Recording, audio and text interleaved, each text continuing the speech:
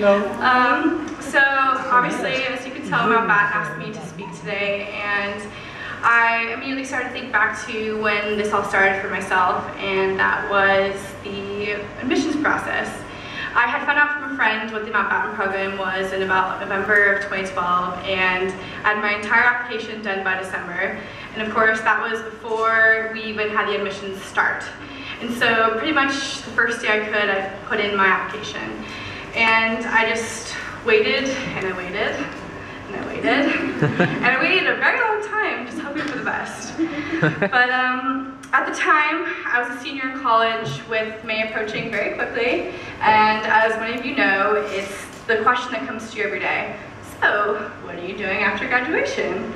And I would say, well, hopefully I'll be spending a year in London, well, there was no or for me. I put all my eggs in one basket, and I waited and hoped for the best for Mountbatten.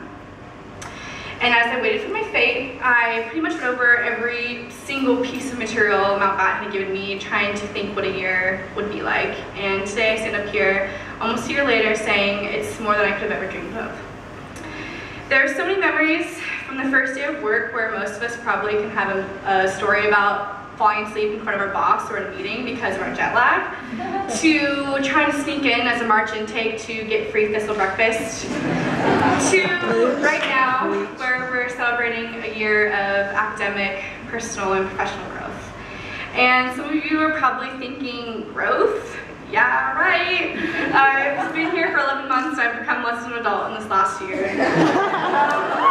Well, I could probably say the same for a few nights of the year, but overall, I think because of Mountbatten, I'm up to any challenge.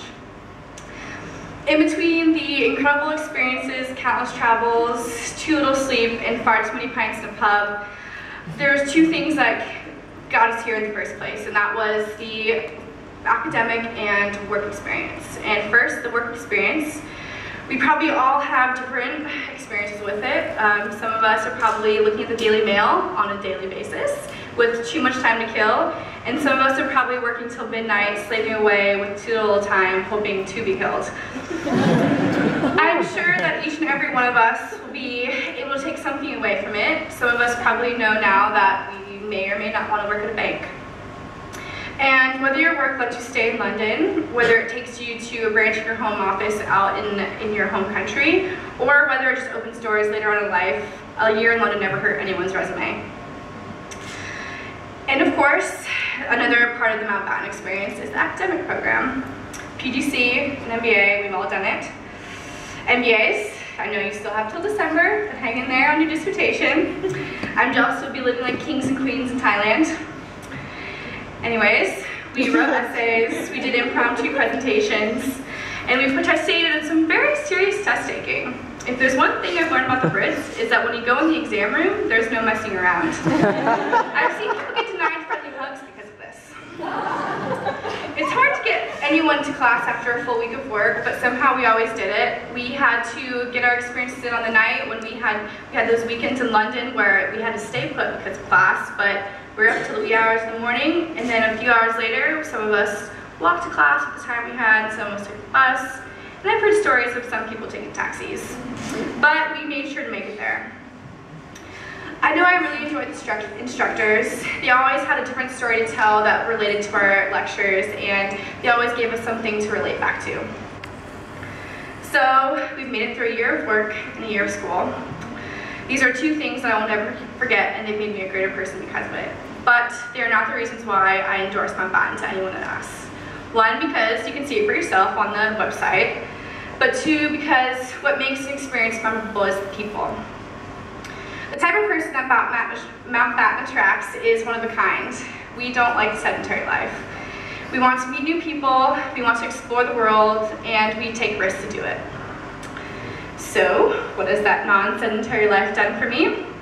Let's first talk about the risks we've taken. Making the decision to move to London and participate is just that, a major risk. We all left our home country, some of us leaving behind very comfortable jobs and comfortable rooms, but we all thought, how bad could it actually be? And of course, we sit here today saying it wasn't bad at all. Some of us are thinking, oh, what a great experience, and of course I think the same thing. And yes, we've all done some interesting things to get free food so that we can have that extra pound to go traveling or to see the sights of London, but it was worth it. And because we were all willing to take risks, we are always up for anything. I am so thankful for each and every person in this room who has gotten me out of my bed on a lazy Sunday to go out in the park.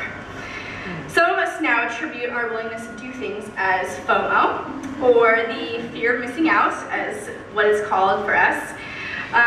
But we are always wondering, what is going on today? What are other people doing? Should we be at our flat? I don't know what I should be doing today. But of course, there's always someone with the same feelings. You could always find something to do with a new adventure.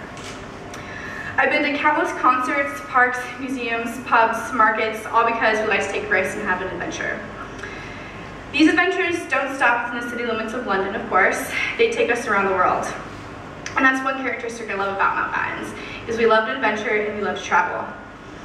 I've been to 10 different countries, and I've been on 12 different trips in this past year, and some of you still have me beat.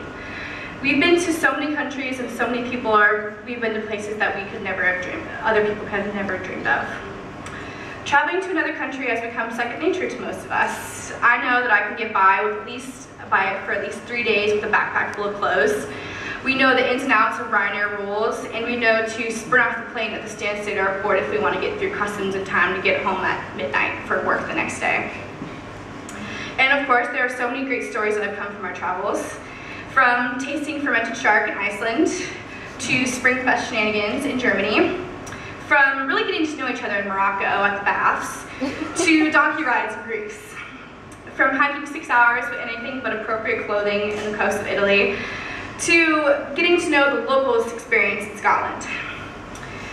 Between all of us, we've pretty much stepped foot in every country in Europe. We made sure to find a way to fit into our schedules. We're all a driven group of individuals willing to live off ramen to help us travel the world. And what happens when you put 77 strangers together that are outgoing and love to meet new people? You get all these crazy experiences that I'm talking about. I know I've met some people this year that will be my friends for life, and some of you get stuck with me in New York City when you get back. And of course, this is all because of Mountbatten staff. They looked at our applications as we sat tirelessly hoping they'd see something in us, and they did. And they tried their hardest to get us jobs in London. And they still try their hardest to put up with our stubbornness and mischief.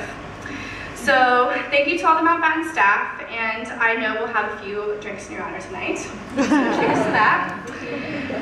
And there's a quote from Winnie the Pooh that sums up how I feel about this last year as I wrap up my last month. How lucky I am to have something that says saying goodbye so hard. So here we are, leaving London with new friends scattered around the world. We'll all be going out separate ways, but there is no one amongst us who will ever forget what this year means to us. We have spent every waking moment together, from working together, going to class, going out, all you can think of, and the memories will last forever.